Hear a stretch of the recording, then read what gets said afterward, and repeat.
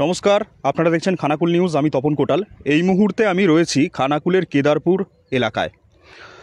আর এই যে কেদারপুর এলাকা দেখতে পাচ্ছেন, এখানে কিন্তু হানা হয়েছিল, আর এই হানা সঠিক টাইমে বাঁধা হয়েছে। সেই কারণে এই যে পেছনে দেখতে পাচ্ছেন হাজার হাজার বিঘার যে জমির ফসল, সেগুলো কিন্তু রক্ষা পেল। অর্থাৎ এই হাজার হাজার বিঘার জমির ফসল সঠিক টাইমে এই যে বাঁধা হয়েছে, বড় বাঁধ না, এটা হচ্ছে হানা হয়ে গেছিল।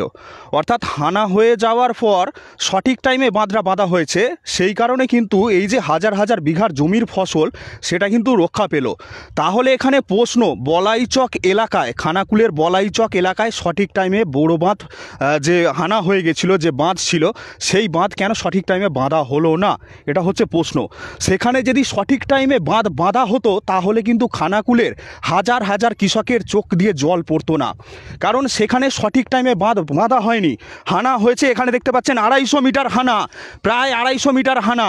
আর সেখানে কতটা হানা বলুন তো? সেখানে 100 মিটার হানা।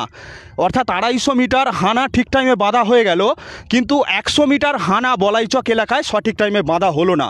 অর্থাৎ খানাকুলের এখানে দেখবেন বরকা নেতা, এই জন্য বলছি, তিনি বলবেন যে এরিগেশন ডিপার্টমেন্টে খানাকুলে কাজ করছে না, সেই কারণেই বাঁধা হয়নি। তাহলে খানাকুলে এরিগেশন ডিপার্টমেন্ট যদি কাজ না করলো, তাহলে এখানে কেন করলো? এটাও তো খানাকুলের মধ্যে। এখানে এরিগেশন ডিপার্টমেন্ট সঠিক টাইমে কাজ করে বাঁধ বেঁধে দিল, আর আপনার খানাকুলের বলাইচক এলাকায় এরিগেশন ডিপার্টমেন্ট সঠিক টাইমে কাজ করলো না। অর্থাৎ এখানে ভাবার বিষয় আছে যে এই যে এলাকাটায় আমি দাঁড়িয়ে রয়েছি, এটা হচ্ছে খানাকুল 1 পঞ্চায়েত সমিতি। 1 পঞ্চায়েত সমিতির আন্ডারে পড়ে, পাশাপাশি এটা পড়ে খানাকুলের অরুণ্ডা পঞ্চায়েতের অন্তর্গত। অর্থাৎ 1 পঞ্চায়েত সমিতি, খানাকুল 1 পঞ্চায়েত সমিতি অরুণ্ডা পঞ্চায়েতের যৌথ উদ্যোগে এই বাঁধ কিন্তু ইরিগেশন ডিপার্টমেন্টের সহযোগিতায়, তারা কিন্তু বারে বারে দাবি জানিয়েছিল ইরিগেশন ডিপার্টমেন্টকে যে এই বাঁধটা আপনারা বাঁধুন, না হলে এখানে হাজার হাজার বিঘার যে জমির ফসল সেটা নষ্ট হয়ে যাবে। কিন্তু খানাকুল 2 পঞ্চায়েত সমিতি হয়তো সেইভাবে কিন্তু দাবিটা জানায়নি ইরিগেশন ডিপার্টমেন্টের কাছে। অর্থাৎ সেই কারণেই কিন্তু খানাকুলের বলাইচক এলাকায় হাজার হাজার বিঘার জমির ফসল নষ্ট হলো। কোনো এমএলএর ফসল নষ্ট হয়নি, কোনো নেতার ফসল নষ্ট হয়নি, সাধারণ কৃষকের ফসল নষ্ট হয়েছে। আর এই নিয়ে আমি আওয়াজ তুলতে গেলেই আমার ওপর বিভিন্ন রকম আক্রমণ করেন খানাকুলের বরকা নেতা। অর্থাৎ আপনি যদি সঠিক টাইমে বড় বাঁধ বেঁধে দিতেন, তো আমাদের তো দেখানোই হতো না যে খানাকুলের যে বলাইচক এলাকা রয়েছে সেখানের চাষিদের ফসলও নষ্ট হতো না, আমরা গিয়ে আওয়াজও তুলতাম না, আমরা একটা কমেন্টও করতাম না। অর্থাৎ আমি কিছুদিন আগে জাঙ্গিপাড়া বিধানসভায় রাস্তার পার্থক্য দেখিয়েছিলাম খানাকুল বিধানসভার সাথে।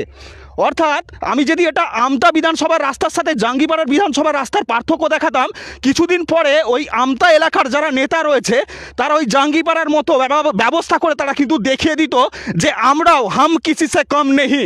কিন্তু খানাকুলের নেতারা কি করেন জানেন? হাম কিসি সে তো কম হে। তারা কাজে করে দেখায় না, তারা সাংবাদিককে আক্রমণ করে লাইভে এসে।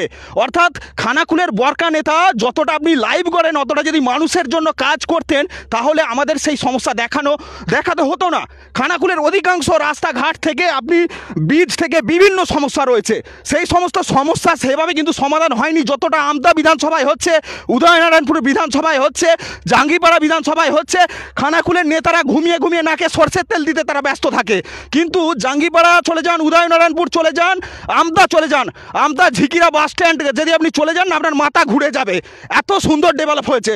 অর্থাৎ আমতা বিধানসভার নেতা যদি এত সুন্দর কাজ করতে পারে, খানাকুল বিধানসভার নেতা কেন এত ভালো কাজ করতে পারছে না? এটা সাধারণ মানুষের প্রশ্ন করা উচিত।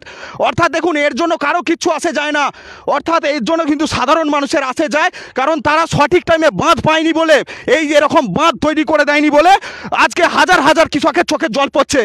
অর্থাৎ যে চিংড়া এলাকা, চিংড়া পঞ্চায়েতের অন্তর্গত বলাইচক এলাকা, আর খানাকুল 2 পঞ্চায়েত সমিতি বিজেপি পরিচালিত, আর খানাকুল 1 পঞ্চায়েত সমিতি আর খানাকুলের অরুণ্ডা পঞ্চায়েত তৃণমূল পরিচালিত পঞ্চায়েত সমিতি। অর্থাৎ তৃণমূল পরিচালিত পঞ্চায়েত সমিতি ও তৃণমূল পরিচালিত যে পঞ্চায়েত আছে, তারা সঠিক টাইমে কাজ করে দেখিয়েছে বলে তারা আজ কিন্তু হাজার হাজার, এই যে পেছনে দেখতে পাচ্ছেন, হাজার হাজার বিঘার যে জমির ফসল তারা রক্ষা করতে পেরেছে। তার জন্য খানাকুল 1 পঞ্চায়েত সমিতি তৃণমূল পরিচালিত ও পাশাপাশি অরুণ্ডা পঞ্চায়েতের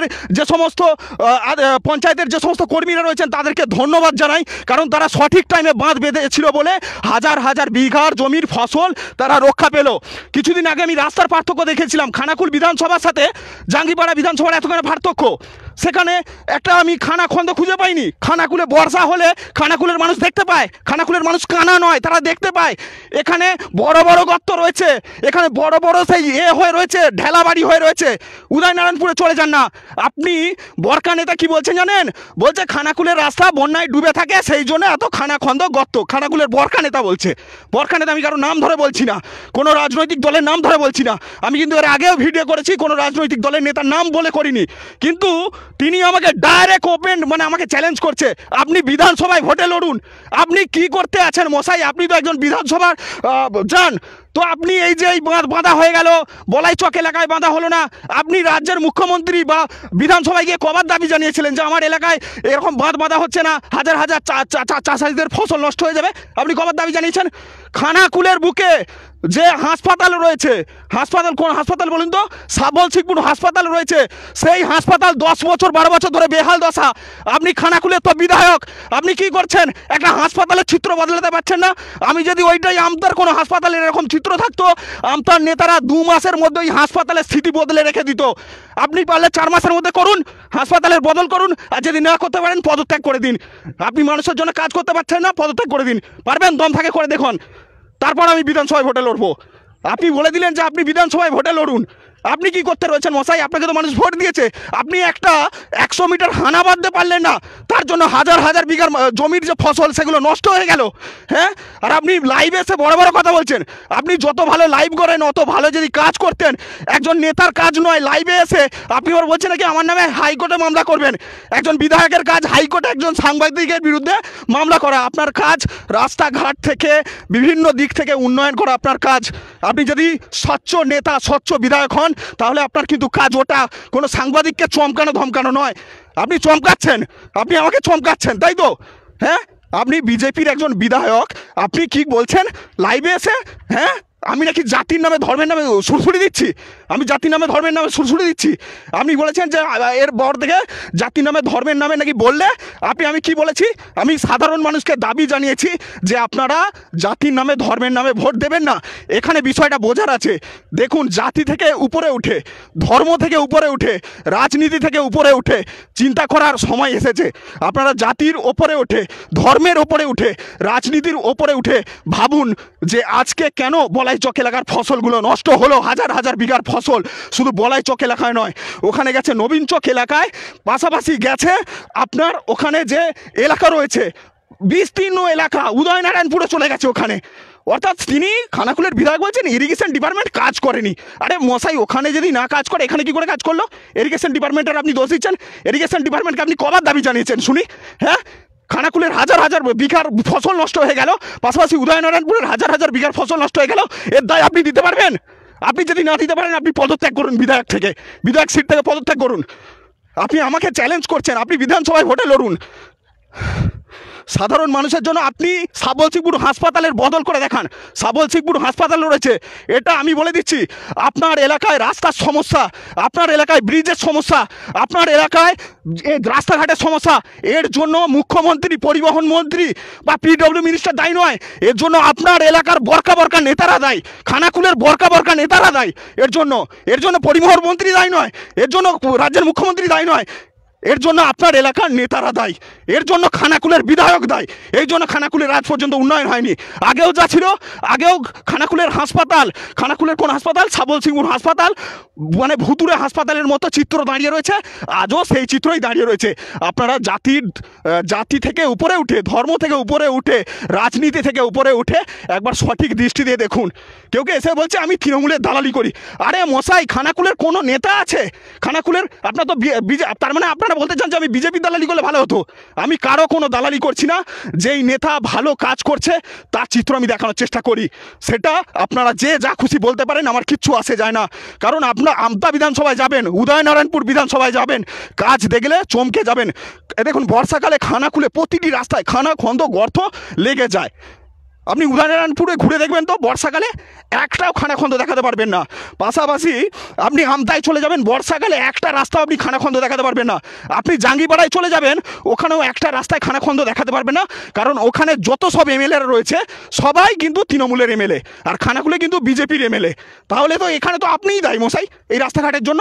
আপনি কেন রাস্তাঘাটগুলো ঠিক না করতে পেরে আপনি সাংবাদিককে এসে আক্রমণ করছেন লাইভে এসে? হ্যাঁ, অর্থাৎ এই যে আমি দেখাচ্ছি, এই যে চিত্রটা যে দেখাচ্ছি আপনাদেরকে দেখতে পাচ্ছেন, অর্থাৎ এটা যদি না সঠিক টাইমে বাঁধা হতো তাহলে কিন্তু হাজার হাজার বিঘার জমির ফসল এই দিকে দেখতে পাচ্ছেন নষ্ট হয়ে যেত। অর্থাৎ খানাকুল 1 পঞ্চায়েত সমিতি ও খানাকুলের অরুণডা পঞ্চায়েতকে আমি ধন্যবাদ জানাই। আপনারা সঠিক টাইমে বাঁধ বেঁধেছিলেন বলে, ইরিগেশন ডিপার্টমেন্টকে ভাবিয়েছিলেন বলে, তাই কিন্তু এত ফসল রক্ষা পেল।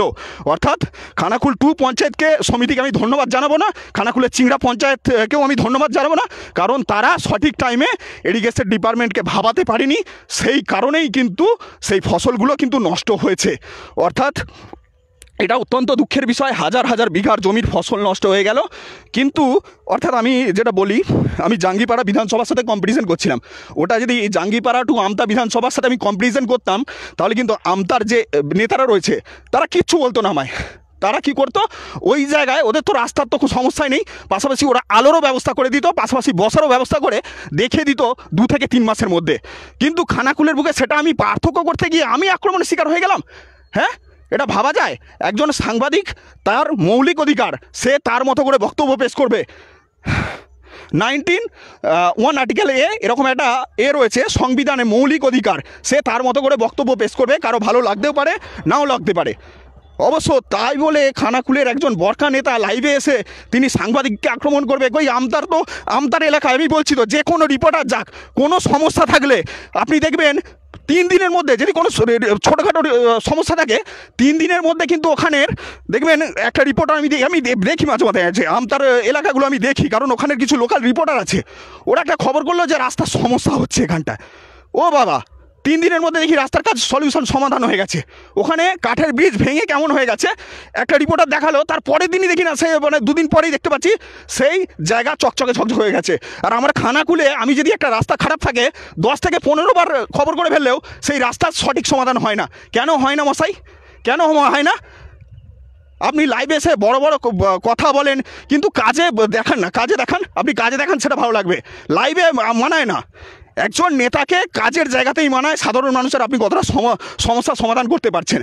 আপনি বলছেন যে মানে বিভিন্ন রকম মন্তব্য করছেন, আমি সব মন্তব্যে যাব না, কিন্তু যেই মন্তব্যগুলো অত্যন্ত খারাপ লাগলো, একজন সাংবাদিকের গলাকে টিপে ধরা হচ্ছে, হুমকি দেওয়া হচ্ছে যে আমার বিরুদ্ধে হাইকোর্টে মামলা করবেন। আমি কোনো জাতির নামে, কোনো ধর্মের নামে কোনো উস্কানি দিইনি। আমি শুধু একটাই কথা বলি যে জাতির নামে, ধর্মের নামে ভোট দেবেন না, খানাকুলের ডেভেলপমেন্ট নামে ভোট দেবেন।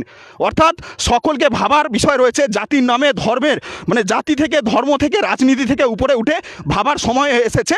আপনারা ভাবুন, সঠিক নেতাকে ভোট দেবেন, তাতে আগামী দিনে এই সমস্ত সমস্যার সমাধান যাতে হয়। আমার পার্থক্য এটাই করার যে আমতা এত সুন্দর ডেভেলপ হলে খানাকুলে কেন হবে না, উদয়নারায়ণপুরে এত সুন্দর ডেভেলপ হলে খানাকুলে কেন হবে না, জাঙ্গিপাড়ায় এত সুন্দর ডেভেলপ হলে আমার খানাকুলে কেন হবে না? কারণ আমি জাঙ্গিপাড়াও ঘুরি, উদয়নারায়ণপুরও ঘুরি, পাশাপাশি আমি আমতাও ঘুরি। অর্থাৎ এটাই হচ্ছে বলার। তাই খানাকুলের মানুষজনকে বলবো, আপনারাই ভাববেন, কারণ আপনাদেরই সমস্যা। আমি যে ধরুন আমি একটা রাস্তা নিয়ে আওয়াজ তুলছি, সেই রাস্তা হলে তো সেখানে বিজেপির নেতারাও যাবে, সেখানে তৃণমূলের নেতারাও যাবে, সেখানে কংগ্রেসের নেতারাও যাবে, সিপিএমের নেতারাও যাবে। আমি ব্রিজ নিয়ে মন্ত্রীর পায়ে পড়ে গেছিলাম বলে সেখানেও বিভিন্ন রকম আক্রমণ হচ্ছে। অর্থাৎ আরে মশাই, আপনারা পারলে, কোনো সাংবাদিক পারলে গিয়ে দেখান না, বা কোনো মন্ত্রী, কোনো নেতা পারলে দেখান, গিয়ে আবেদন করুন না। আমি আমার কাজটা করেছি, আমার মনে হয়েছে যে খানাকুলের এটা সমস্যা, আর সেগুলো সমাধান করতে পারে পরিবহন মন্ত্রী, পিডব্লিউডি মিনিস্টার এবং আরও ইরিগেশন ডিপার্টমেন্টের মিনিস্টার। তো আমি পরিবহন মন্ত্রীকে যদি আমি পেয়েছি, আমি কেন ছাড়বো? আমি তো বলবোই, আমার দাবি সেটা আমি জানিয়েছি। কিন্তু সেটা নিয়েও কিছু বরকা নেতার ঝাল লেগে যাচ্ছে, যে মানুষ প্রশ্ন করছে যে একজন সাংবাদিক হিসাবে মন্ত্রীর গিয়ে পায়ে পড়ছেন, তো খানাকুলের মানুষ যাকে ভোট দিল সেই নেতা, খানাকুলের নেতা কি করছে? এটা বরকা নেতার ঝাল লেগে গেছে। তারপরেই উনি দিল্লি ছুটেছেন, টিআরপি নিতে হবে। তো যাই হোক, আপনি আপনার মতো কাজ করুন, আমার কিচ্ছু বলার নেই। কিন্তু আপনারা যেভাবে আমাকে রাজনৈতিক রোষানলে ফেলে দিচ্ছেন, তাতে বাধ্যতা হয়ে আমাকে মুখ খুলতে হচ্ছে। অর্থাৎ আমতায় যেভাবে কাজ হচ্ছে, খানাকুলেও যদি সেভাবে কাজ হয় তাহলে আমরা কোনো আওয়াজ তুলব না। উদয়নারায়ণপুরে যেভাবে ডেভেলপ হচ্ছে, খানাকুলেও যদি সেভাবে ডেভেলপ হয় আমি কোনো আওয়াজ তুলব না। জাঙ্গিপাড়ায় যেভাবে ডেভেলপ হচ্ছে, খানাকুলেও যদি সেভাবে ডেভেলপ হয় আমি কোনো আওয়াজ তুলব না। অর্থাৎ দেখুন, সাধারণ মানুষকে বলবো, আপনাদের সমস্যা আপনারা ভাবুন আপনারা কি করবেন। এই রকম এই ঢেলাবাড়ির ওপর দিয়ে যাবেন খানাকুলের বুকে? না উদয়নারায়ণপুরের মতো রাস্তা চাই, না আমদার মতো রাস্তা চাই, না জাঙ্গিপাড়ার মতো রাস্তা চাই, রাস্তায় আলো চাই না, সেগুলো আপনারা ভাববেন, আপনারা পছন্দ মতো আপনাদের নেতাকে ভোট দেবেন। যাই হোক, আমার কথায় যদি কারো কোনো প্রকার কষ্ট দিয়ে থাকি তার জন্য আমি ক্ষমা প্রার্থী। কোনো রকম আপনাদের কোনো মতামত থাকলে অবশ্যই কমেন্ট করে জানাবেন। এরই সাথে বিদায় নিচ্ছি, আমি তপন কোটাল। জয় হিন্দ, বন্দের মাতরম।